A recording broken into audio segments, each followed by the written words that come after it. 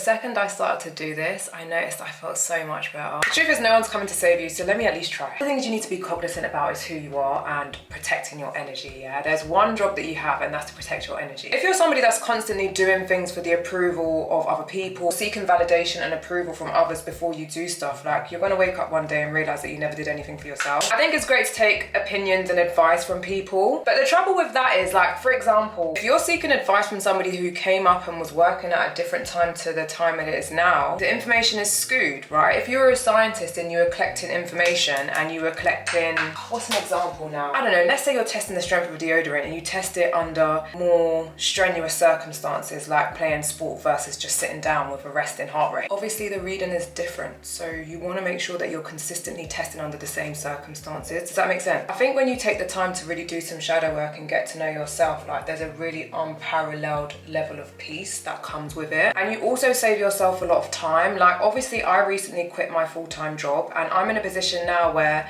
especially in my 30s, right, I really know what it is I like and what it is I don't like. And the best thing about that is I can save time. Like rather than chuck mud at the wall and see what sticks and I can just be a bit more aligned. I can make acute choices. I can make specific aligned decisions. Another thing I would say as well is like, don't take advice from somebody who's in a position that you don't want to be in.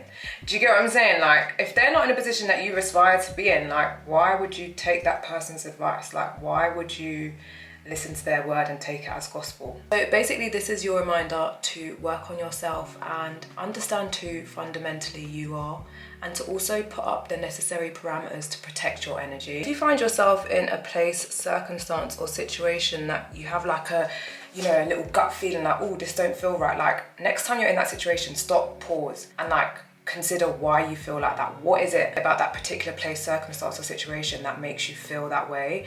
And then just work backwards and do the shadow work from there. I don't know, I just it's time for people to start thinking individually. The second I started to do this, I noticed I felt so much better. Like my nervous system was regulated. Like I do have some people that are very close to me that are like my strong confidence, but we vibrate on the same energy, we're aligned, we're on the same path, so we vibe. And so it works, you know? Okay, Crave, Hourglass. Yeah, this is just your reminder. Tune into yourself, do the shadow work, do the inside work. Figure some things out by yourself. Like it feels a little bit lonely, it feels a little bit isolating, but from then on, all of your decisions are just a bit easier, okay? You don't have to seek outside counsel for everything, right? Sometimes the answers are just within yourself and you just have to find them. That's my little yap.